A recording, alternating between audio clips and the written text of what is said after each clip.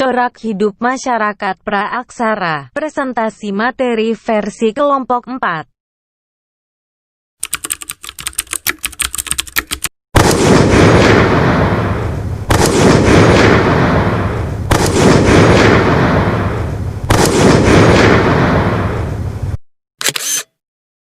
Assalamualaikum warahmatullahi wabarakatuh. Nama saya Najwa Sabila, salah satu anggota dari kelompok 4. Hari ini saya ingin menjelaskan tentang corak hidup masyarakat praaksara. Ini merupakan daftar isi dari corak hidup masyarakat praaksara.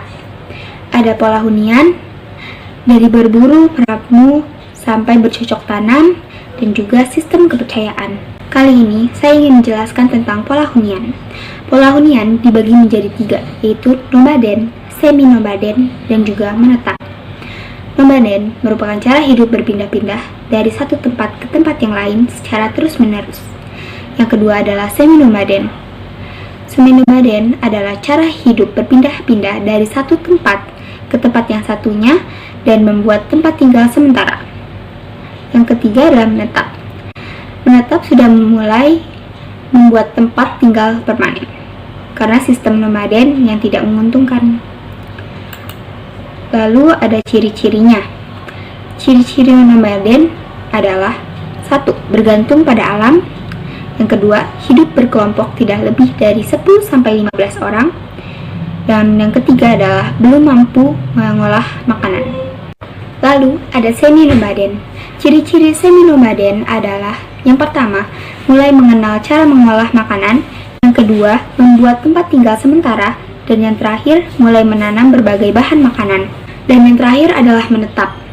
Ciri-ciri menetap, yang pertama, mulai membangun tempat tinggal permanen. Dan yang kedua, dapat menyimpan bahan makanan dan hasil buruan dengan aman dan lebih lama.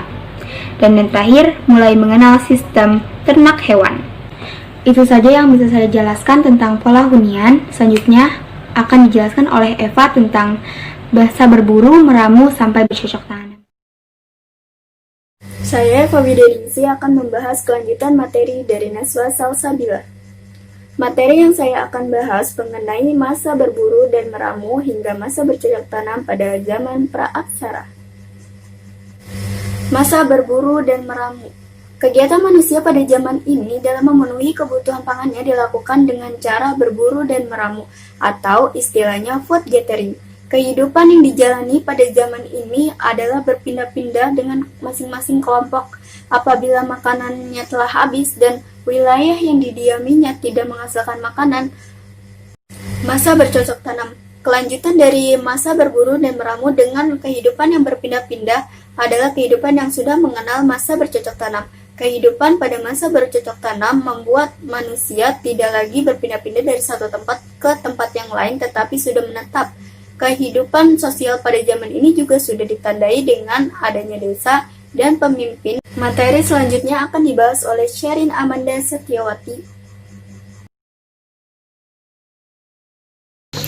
Yang ketiga adalah sistem kepercayaan. Sistem kepercayaan telah muncul pada zaman Neolitikum. Pada zaman ini, manusia purba sudah memahami adanya kehidupan setelah meninggal. Mereka juga meyakini bahwa adanya hubungan antara manusia yang masih hidup dengan roh yang telah meninggal. Berkaitan dengan peristiwa tersebut, maka ritual yang paling menonjol adalah ritual penguburan, di mana ritual tersebut dilakukan sebagai bentuk penghormatan kepada orang yang telah meninggal. Bukti adanya sistem kepercayaan pada zaman batu ini adalah terlihat dari tugu-tugu atau bangunan besar di megalitikum yang berada di puncak gunung, di lereng gunung, atau yang berada di tempat-tempat tertinggi. Karena masyarakat percaya bahwa roh-roh tersebut berada di tempat yang paling tinggi. Oleh karena itu, selain adanya upacara-upacara penguburan, telah muncul upacara-upacara untuk mendirikan bangunan suci, yang dimana bangunan tersebut meliputi sebagai berikut. Yang pertama adalah menhir. Menhir adalah bangunan yang berupa tugu yang didirikan untuk melakukan upacara penghormatan kepada roh dan nenek moyang. Yang kedua adalah punden berunduk. Punden berunduk adalah bangunan dari batu yang bertingkat-tingkat dan fungsinya sebagai tempat pemujaan roh dan nenek moyang. Yang ketiga adalah dolmen. Dolmen merupakan meja dari batu yang fungsinya untuk meletakkan sesajen untuk pemujaan. Ada kalanya di bawah dolmen diletakkan mayat agar mayat tersebut tidak dimakan oleh binatang buas. Contoh peninggalan yang selanjutnya yaitu waruga dan sarkofagus. Waruga adalah kubur atau makam leluhur orang Minahasa yang terbuat dari batu dan terdiri dari dua bagian. Sarkofagus adalah keranda batu atau peti mayat yang terbuat dari batu, bentuknya menyerupai lesungdar batu utuh yang diberi tutup. Selanjutnya, di slide ini saya akan membahas tentang 3 sistem kepercayaan. Menurut m.merdeka.com, di berbagai negara, orang hidup dengan menganut berbagai agama dan kepercayaan. 3 sistem kepercayaannya, yaitu yang pertama animisme. Animisme, manusia purba percaya setiap orang yang meninggal akan menjadi roh yang kemudian berpengaruh pada kehidupan di dunia. Pada kepercayaan animisme, manusia purba percaya terhadap roh yang mendiami semua benda. Mereka juga mempercayai adanya roh di luar roh manusia yang dapat berbuat jahat maupun berbuat baik. Roh-roh itu mendiami semua benda, misalnya danau, pohon, dan sebagainya. Yang kedua, ada dinamisme. Dinamisme adalah kepercayaan bahwa segala sesuatu punya tenaga atau kekuatan yang dapat mempengaruhi keberhasilan atau kegagalan usaha manusia. Mereka percaya terhadap kekuatan gaib dan kekuatan itu dapat menolong mereka. Kekuatan gaib itu terdapat di dalam benda seperti keris, patung gunung, pohon besar, dan lain-lain.